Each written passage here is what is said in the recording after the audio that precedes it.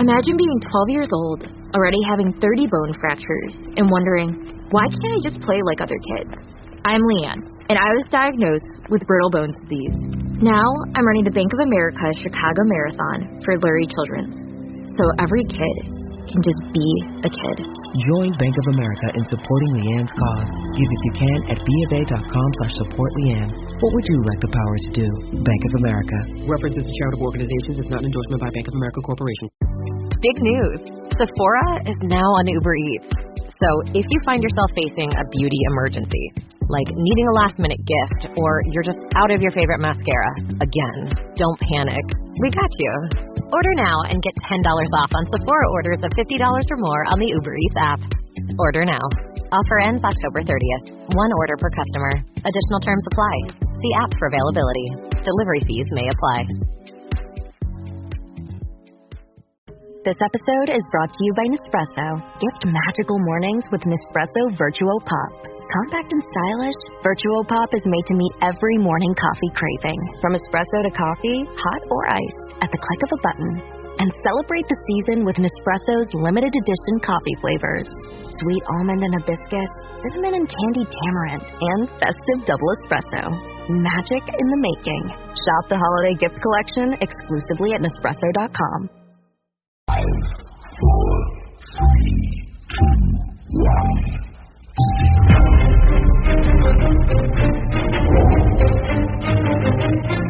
Christian Moore back to Jack Goodchild on the blue line. He manages to get it wide to Jacob Minter. A good job with the shot, and the Slough Jets are taking the lead on the power play with 23 seconds remaining. And Jack Goodchild is Kane Russell with the shot cross goal. No need for the save from Lorne. And Campbell has found himself in. And it's 3-1 to the Johnson Chieftains. They have him back quickly.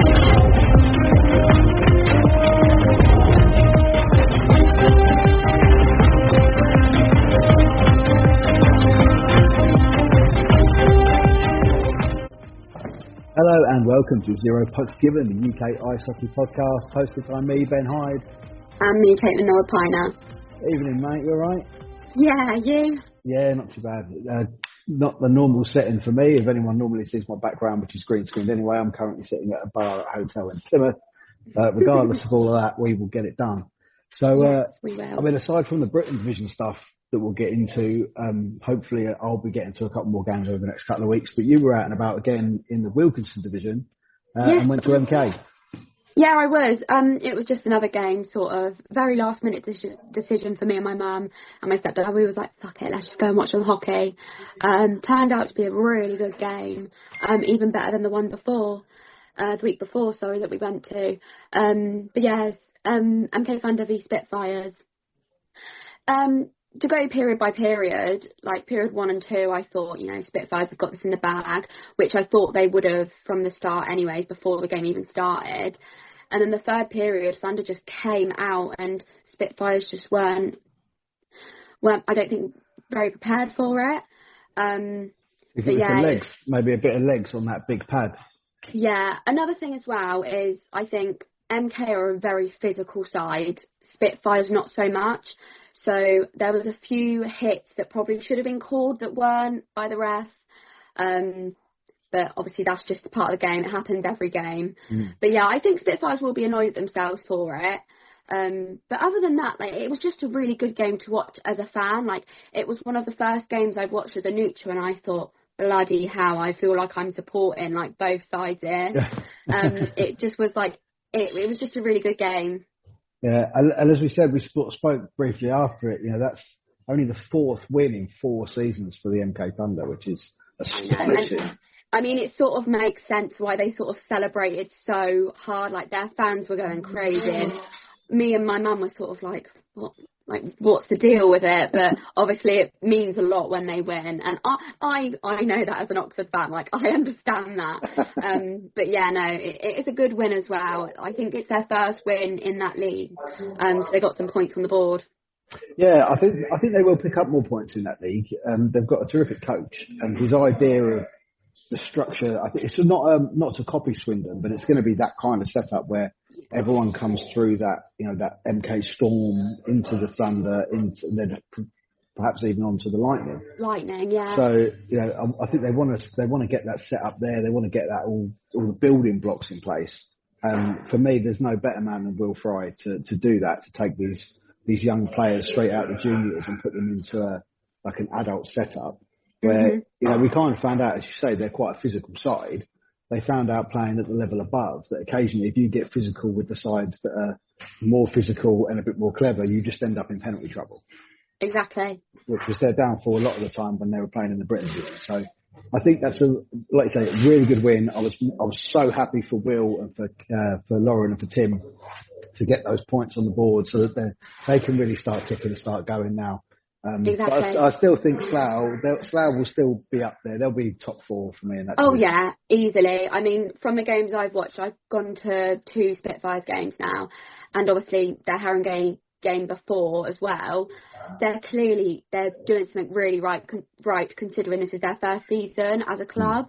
Like, to go and beat Haringey, insane, and to perform the way they are. Like, I'll say, like, I thought they performed really well. It was quite an even game, to be fair. Just obviously that third period sort of like they shut off a bit. But no, I think they'll do very well. Like you said, easily top 4. Yeah, I think minor prediction actually. I can kind of see that game being a playoff quarter final. You can see them finishing 4th and 5th and playing each other in the playoffs, which that'll be really interesting actually. Because like I say, first season for the Spitfires, I'm sure they're probably looking at the playoffs as their way of getting something out of the year. Exactly. So that'd be really interesting. So Wilkerson Division aside, because I won't jump you into talking about the other results because I don't think either of us prepped for that. So no. And we'll jump straight into the Britton Division, which was a relatively quiet weekend. Just the 4 games, a double header as we knew between Streatham and Invicta. Which, to be fair, when I put the fixtures post out on Saturday morning, I thought, you know what, I would not be surprised if they take a game each. I thought the same. But obviously Streatham were prepared, and I think obviously not skipping ahead, but I think the Sunday night Invicta were just knackered. It's just one of them things, like a double header weekend alone is knackering, but against Streatham is even worse. Yeah, so they took the first one on the Saturday night at the High Road, took it 4-1, 4 different scorers, which Streatham have always been quite good at that, spreading the goals like around the roster. And I think it's something that you can't really. It's something that's so hard to stop because every line that comes on has got its own danger points. Exactly. And it's then you've got to roll with the punches to try and say, right, that line's on. This is how we need to defend against that line. But now it's Dingle, Siggy, and Brian Watts, so we need to defend this way. And no shit, here comes JJ Pitchley, and it's. Like you said, they've got it set up perfectly for every line. Like they haven't got their strongest line because it's all of them are strong. Because like you said, they've just got it set up perfectly, and that's how they do it. That's how they win all these games. That's how they won the league. How many years in a row? That's how they've done it for years. First goal for Vanya Antonov as well. To be fair, I thought he would hit the ground running. He hasn't quite, but got his first goal on Saturday. Like I said, skipping ahead a little bit. He also got his second goal on the Sunday. So that could be him off and running now, which is a worry to everybody else in the league. Honestly, I'm glad Oxford aren't in the league if he starts popping in these goals. A little tilt as well between Jared Lane, Ethan Lane and Lillis. Yeah, very early on actually. It was only like 7 minutes in. That was the only penalty that Streatham took all night as well. I know. That's also a thing that I've been noticing a lot, like Streatham, and I mean Invicta as well, obviously not on these days, not this weekend, but taking penalties has always been an issue for a team like Streatham. They are really cracking down on that this year, I think. Yeah, discipline's a lot better. So into the Sunday then, and we're going to go down to the Sapphire and start off with Bromford, who we're not entirely sure what we was expecting out of this game. Obviously they'd just been done 15 by Slough. The weekend before. Yeah, the weekend before. So this was quite a struggle for them. I mean, Slough still hit 10. Ollie Hemmings Mad just absolutely running riot. Insane. Like, honestly, he is one of, I think, the best youngsters in our league. I personally would go that far. Like, he can just pop these goals in like no tomorrow. It wouldn't surprise me if he's in National League soon. Yeah, I think he may well be on a 2-way Two-way already, yeah. I already, mean permanently, like 2 or 3 seasons, I reckon he'll be up there. He literally, the Steel City Showdown in April, he literally took it by the scruff of its neck, and he absolutely ran the weekend. Goals, assists. Him and Dylan Holliker, when Slough are short-handed, they are lethal. Absolutely lethal. They are insane together. But yeah, obviously 4 goals for him. I mean, not to spoil it, but I think that's top star of the week straight away. I think he might be in stars of the week. I think he might be. Yeah. The other thing that is quite frightening for Slough, I mean, I haven't got the table right in front of me, so I couldn't tell you exactly how many they've scored. But they have scored some goals already. And I mean, 25 in 2 games. Yeah, but Jack Goodchild ain't fit. This is without Jack Goodchild. I know, it's crazy. Yeah. They are, like, as soon as you add him back, like... Yeah, I'm not too sure when he's back. I was speaking very briefly with his dad today, actually. That it's the shoulder injury that he got during the Steel City Showdown that's keeping him out. So I think it's going to be a little while yet. But it's a shame, obviously. It's really, like, it's not just sad for the fans, it's sad for him because, like, just injuries in general are awful, but when you're such a great player, it can ruin the game for you. But obviously, hopefully it's soon. Most of the guys know that have done shoulders. It's if you come back too quick, it will just keep going again and again and again and again and again. So I said to Darren, it's better to take the time, play for longer, rather than come back too quick and it just goes again. Goes again, yeah. Because, like you say, they're frightened enough as it is, but when Jack Goodchild's come back into that fold to complete what we dubbed the Holy Trinity at Slough, it's frightening stuff. Absolutely frightening. Megas Canis getting a consolation for the Bucks, though. They got on the board this time. They got on the board, and that's probably just the positive they can take from it, because last weekend they had nothing. No, and they were short as well, 13 skaters, which Romford's not one of the sides I thought would be short benched at all this year, because they packed their roster with obviously Ethan and Scotty's black books are just full of names of guys that will come and play for them. But the guys that are at the top of that Bucks roster, Niels Muscallans, Alex, can't remember his name, it's the Frenchman, they're playing with the Raiders. Yeah. And they're on 2 ways, but they're not getting the time with the Bucks because they're playing so well for the Raiders that they're playing at that level. So the top players the Bucks have got, they're not able to use them because they're being utilised on their 2 ways, which is great for them. But obviously, for the team, it's not, especially when they're not performing as well as they probably should be. But I think the main thing is that they don't do what we were talking about MK Thunder doing, was get themselves into penalty trouble, because similar to what happened last week with Alex Cole and the Brandon Miles incident. We'll get onto the suspensions and that after we've done the games, but you don't want to be falling down that rabbit hole of just taking penalty after penalty after penalty and then power play goal, heads drop. It's not a nice recipe. No, it's not. And like we've said, it's just like, obviously Romford's aim this year is to not concede as many goals as rather than scoring loads of goals. Obviously new coach and things like that, but they're probably again one of the teams that are going to struggle, but I think maybe they'll pick up a few points somewhere along the road soon. There's obviously got to be a comeback at some point, so hopefully it's soon for their fans. Hopefully the comeback is stronger than the fall down. So I'll be seeing them in about 3 weeks. I think I'm going to be on co-coms for Romford against Chelmsford from the Sapphire. So looking forward to seeing the boys again there. Right, let's move on Sunday then. We've already sort of spoken about it briefly, so we'll jump into Planet Ice Gillingham then. Dynamo's Redhawks shut out at home. 7-0 loss for Invicta.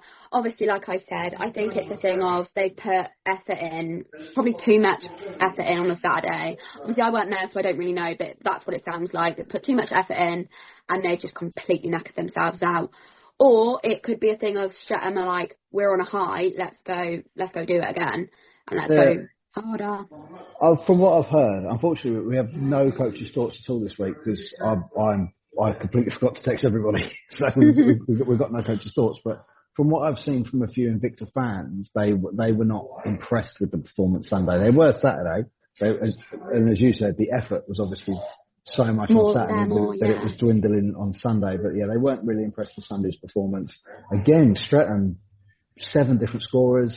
I know. It's low that's like we minutes. said. Like we said, that's exactly what their thing is, and they produce it really well. Yeah, I mean, that's quite a deadly recipe. If Painter can get those guys scoring loads of goals, not conceding goals, and not taking penalties, then the Redhawks are a really frightening prospect this year. Yeah, like as per usual. I think obviously the aim for them is to take their title back, and if they keep this up, that's what they'll do. But obviously, like I've said in like the first however many pods now, it's going to be Slough and Streatham. They'll do it for years. They'll do it for years. Batman and the Joker. Yeah, exactly. Just as it is forever.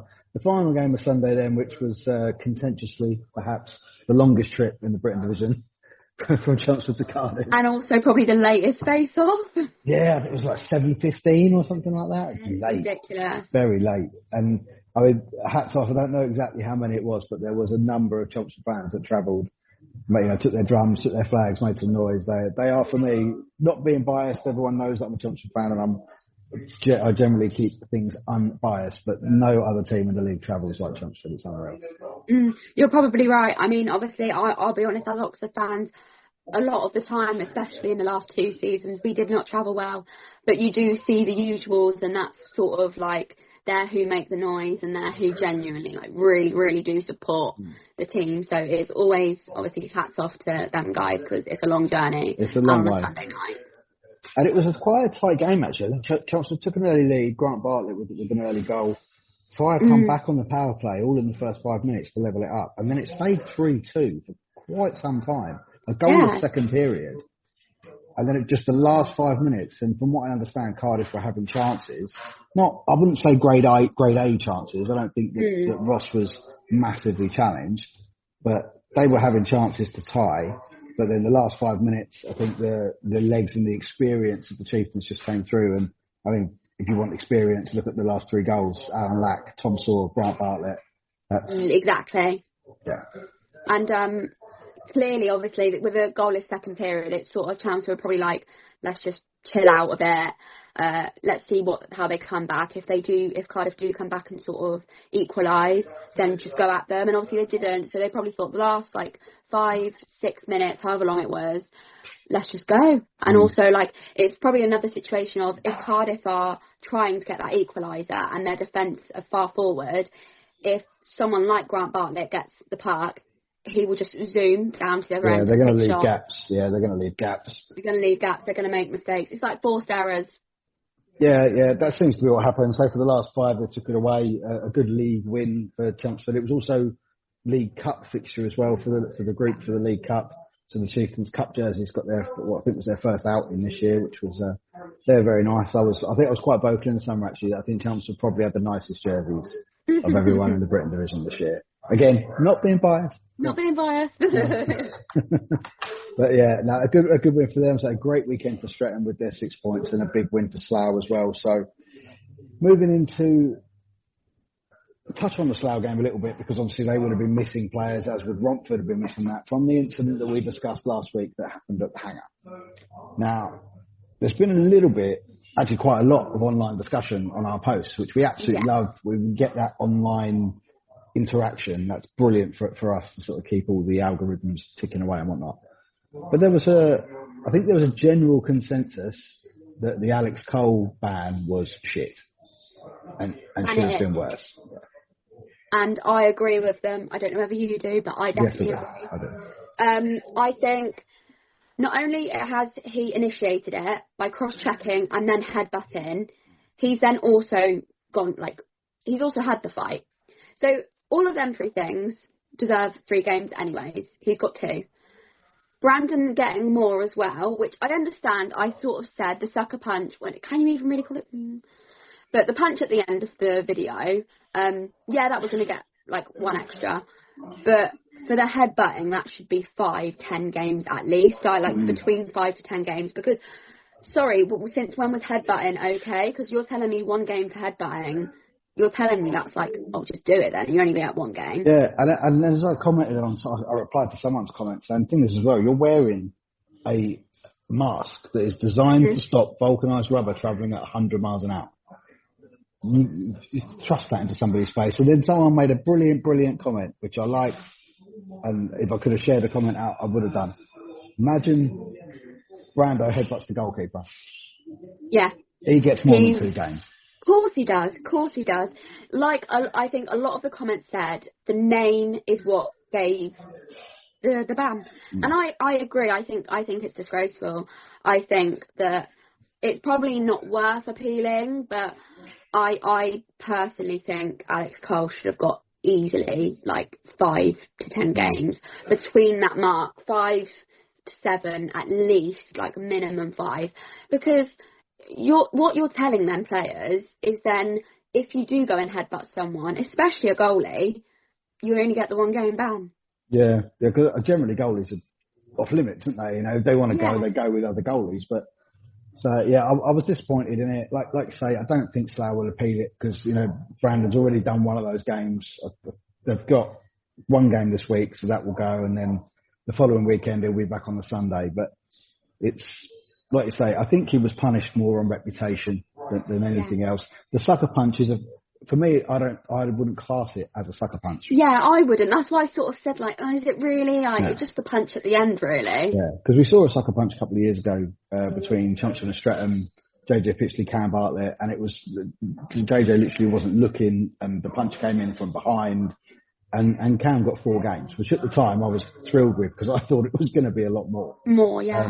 Bearing in mind that was the year of the Darcy Flanagan 10 games for a hit to the head. Yeah, I was sort of going to bring that up and just say like how that got 10 games, and I was there at that match, and when he even got like game for that, like 5+ game, or I think it was 5+ game for that, I was like shaking my head thinking, how is that even 5+ game, let alone then a 10 game ban? Considering that's 10 games, which I then know it got appealed down to 6. How has Alex Cole only got 2? Yeah, I mean, in fairness, Dops has changed completely since then. Yeah, because it has. Obviously a lot kicked off. A lot of the podcasts we did a bit. 4,000 County did some amazing work on actually digging up what was going on with that. But yeah, and to be fair, since then Dops have actually been pretty much spot on. But yeah. But this one for me, it wasn't brilliant. It's just disappointing.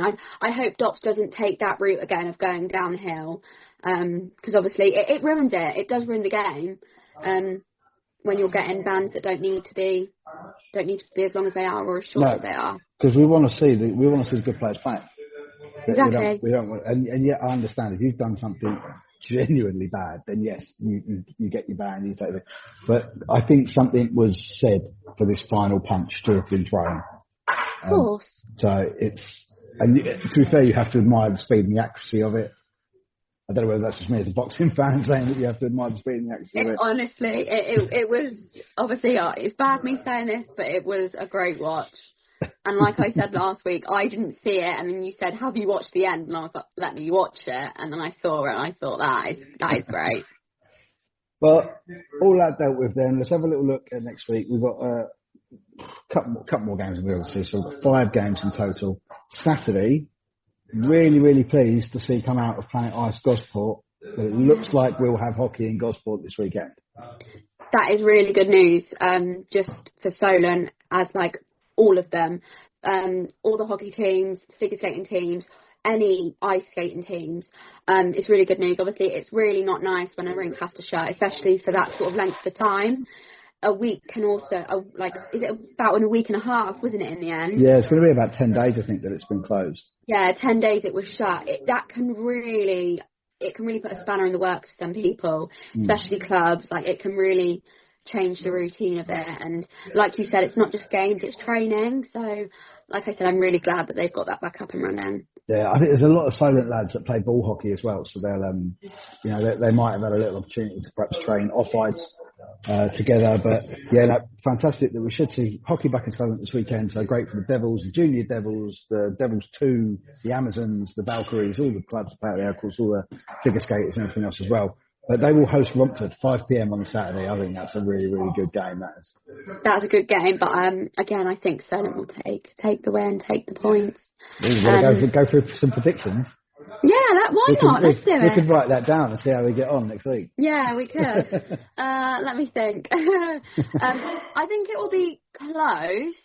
But I think what Solent will do is take it in the third period. 2 or 3 goal lead, so potentially, I don't know. I'm going to say Solent 6, Romford 3. 3 goals again. Now I'm going to go slightly the other way. I'm going to go 7-1 to the Devils. I'm going to say the Devils won a bit riot. Off to Planet Ice Gillingham Saturday. Dynamos against Fire. That's another long trip, but it's a slightly earlier face-off on Saturday, so not too bad for Shep and his boys. And girls, beg pardon, Gemma, of course, heading down there to the Dynamos. I mean, the Dynamos were in form, had quite a poor weekend, but admittedly against one of the top sides in the league. I think they'll definitely take the win, unless Cardiff just turn up and sort of grab that. I think it would be their first points, wouldn't it? It would be their first points for the season. I can see them maybe digging in for overtime. Yeah, potentially. I think they'll give it their all, especially obviously after the weekend Invicta have had. But obviously they probably do need to take into account that it was against Streatham. It's not against someone like that would be like not easier to beat, but you know what I mean. But yeah, I don't know. I reckon it will be a good game, but I do think Invicta will dominate. Yeah, I'll go with the Moes, but I'm going to say in overtime. I'm going to say Moes in overtime. Yeah, I probably agree with you. I think that'll be a good game. We probably will be wrong, and it will probably just be a complete like Invicta. An Invicta blowout. Yeah, it'll just be like 10-0 again. Big game at the Hangar, but it's Challenge Cup.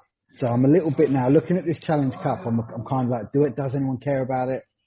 It's not the league, but you don't want to set a dangerous precedent with a game.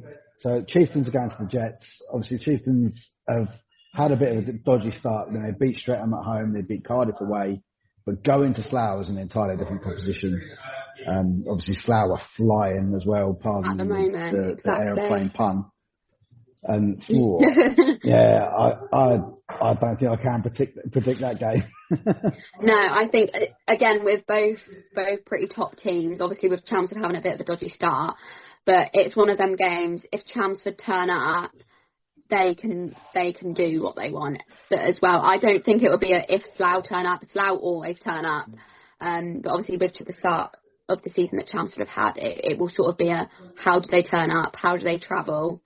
But yeah, Slough have had Chelmsford's number as well for the past couple of years. Slough have had Chelmsford's number. The only real blemish on Slough having Chelmsford's number was the playoff semi-final at Ali Pali that Chelmsford won 9-3, I think, in the end. Yeah. But yeah, for the last couple of years, it's been difficult to watch Chelmsford against Slough because the way they attack, similar to Streatham actually, because it doesn't matter what line is playing. They come and, like, if you've got the puck in your own corner, you can't clear up the boards because one of them's coming that way. One of them's coming at you, yeah. Yeah, you can't shift it around the back of the goal to the other boards because one of them's coming that way. And obviously you never clear across the middle of your own zone anyway, but there's going to be at least one of them coming there as well. They're literally so everywhere. High. Yeah, they press so high and they make life so difficult. It's one of the reasons why they're one of the most exciting teams in the league to watch. Yeah. And they have that youth that means they can just do that for 60 minutes. Just constant. So yeah, I abstain from predicting that one. Yeah, I agree. I think it's just sort of see it how it goes. I think after the first period I'll be able to predict it, but not right now. Then on to the Sunday, the Chieftains host the Dynamos at the Riverside. That's always tasty there, to be fair. Yeah, that's a good game. I'll predict one thing that happens in that game. One of the Bartletts and Harrison Lillis have a fight. Yeah, or Aaron Connolly. Yeah, to be fair, we didn't touch on that in the no, we didn't. Connolly and Painter. And if you see the video, they weren't the two facing off. They were like opposite sides of the line. Yeah. And you could tell them looking at each other, they're like, they're going to go. They're going to go. Yeah, that was terrific to see two players of a certain vintage. I think Aaron's a bit older than Ben.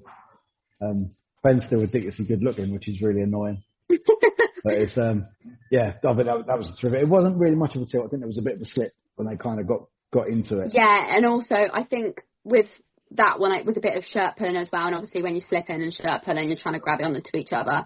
Just sort of not a pointless fight, but I think it would have been better, obviously, if they didn't fall over.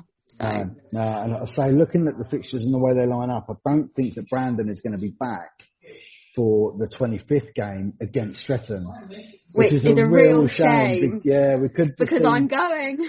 Yeah, you know what? I might be going as well. So. Yeah, it could be a Zero Pox given meet up. Yeah, finally. we could be meeting up there, but I would have loved to see Brandon. It's a real shame. Dylan Dix now at Streatham, I'd have loved to see them go for 3.0. There's just obviously, as well with like the whole Brandon being like Streatham for a long time, it would just sort of be funny to see like a proper fight between him and one of his old teammates. Well, him and Watty did go for it in the City Showdown, but it was a bit of a Watty did it because they were like 3-0 down and trying to get everyone up and going, but it wasn't. You could tell that was two guys that know each other really well. Really well. And it was a little bit held back, but it was still very entertaining. Yeah. But, but like I said, it's a real shame because I would have loved to see a fight. Oh no, it would have been terrific. But so yeah, back onto Sunday. I think that the Chieftains will take the victory off the Moes, but I think it'll be a tight one. Tight one, yeah. Again, I predict that might go into overtime. Really? Yeah, I don't know. I feel like Invicta will give it a good go. But then obviously I know Invicta will probably give it their all for Cardiff as well, because they're probably looking at that fixture and thinking that's 3 points we have to take. We've got to get 3 points. If we don't take them there, then that's sort of when issues start happening and arising. And then the final one, the Solent Devils have got that Sunday night trip up to the Vindico and facing the Fire. This is interesting because last year the Fire took this 2-1. Yeah, it's interesting fixture. I think, like you've said, Solent are a really good team to watch, but when they are off it, they are really off it. But, I mean, I've seen a few games, like one that will always stand out to me against Solent is when they were at the Oxburns, and they were, like, heavily beating us, and we caught up. And if we had, like, 2 extra minutes of the game, we would have gone on and probably gone on. But I think Solent, when they're off it, I think Cardiff have got it, but I don't know whether they will be or not. It's sort of a weird fixture to predict again. I think they've started so well there, and obviously they're such a good systems team. Muzzer is such a good coach, the way he gets everybody playing to the same way. He's still a great player as well. Yeah, it's going to be this gap though, because obviously they had a weekend off planned in the fixtures regardless, and the rink was closed, so they've had no games. Minimal training. How are they going to react to that? That's going to be the key for me. Yeah, and it's a good point to bring up because I didn't even think of it like that. It could be a hard game, but I don't know. I think they will. I think they will take the 3 points. I think they will as well, especially playing Romford the day before, get their legs going. Yes. And then Sunday, obviously, you've got the long bus drive, but not as long as some trips to Cardiff.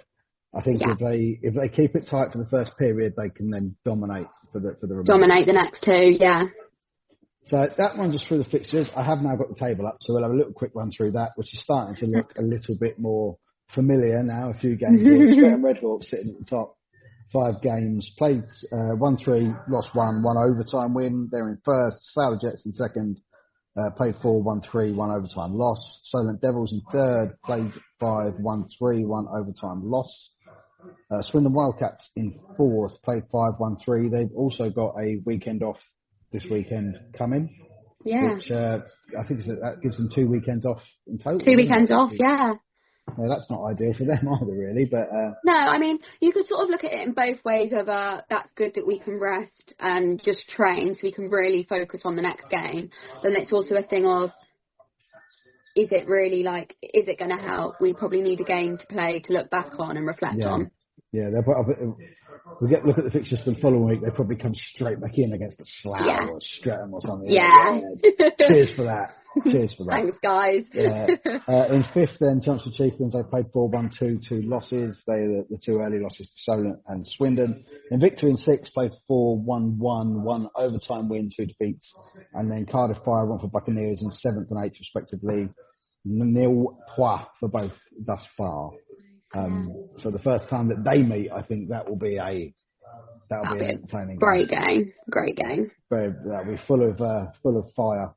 Pardon the pun. Very puntastic today. But yeah, that's it. Another week wrapped up. I'm really, really sorry to everybody about the coach's thoughts. So if any of you guys are listening, I completely forgot to text you. It's my fault entirely, and I will get back to doing it on a Monday morning so that we can get back into our old routines of. But we'll let you off because you are you're not even at home. You're in a hotel. I'm not at home. You're all right. From home. Miles from home. Really long drive to get down here today, but I absolutely wasn't going to let this slip away because, admittedly, after saying, we're going to do these monthly, we've done this stuff, third one we've done in 3 weeks. So 3 weeks. There's no point fighting it. We're just sucking. We're just back in now. We just love it. We love it too much. Yeah, we love it too much. And as fans have said to me, because I've kind of I used to get it out on a Monday, and now we're not coming out until a Friday morning. But people have said, at least we've still got something. Yeah. So that's fantastic, and thus far we are unchallenged in this division, which we're entirely open to a challenge. Yeah, we're open to a challenge. If anyone else wants to start talking Britton Division hockey, but of course you can catch up with stuff from right across the spectrum of UK hockey. There's so much good stuff out there to listen to. Slapshot Syndicate covering the National League. Yeah. The obviously Balance on the Wall has been doing it for years. 4,000 and counting. Stories for the boys. Stories from the road, and then a little later. I don't know how many days it's going to be exactly because it's talking about the future. We're going to have our first guest, which is Ross Miller from Chelmsford. Looking forward to that one. Yes, it'll be really good, and obviously nice to talk to a familiar face.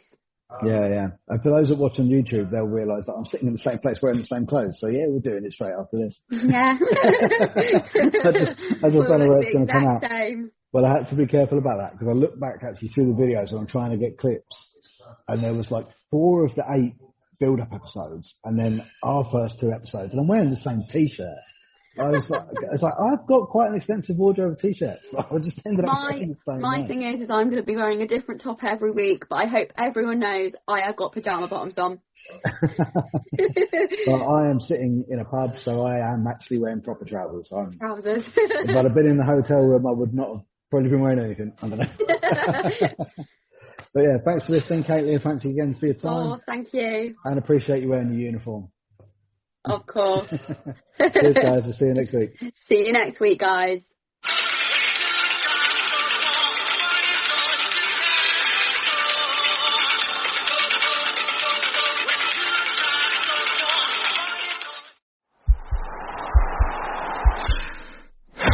This podcast is part of the Sports Social Podcast Network.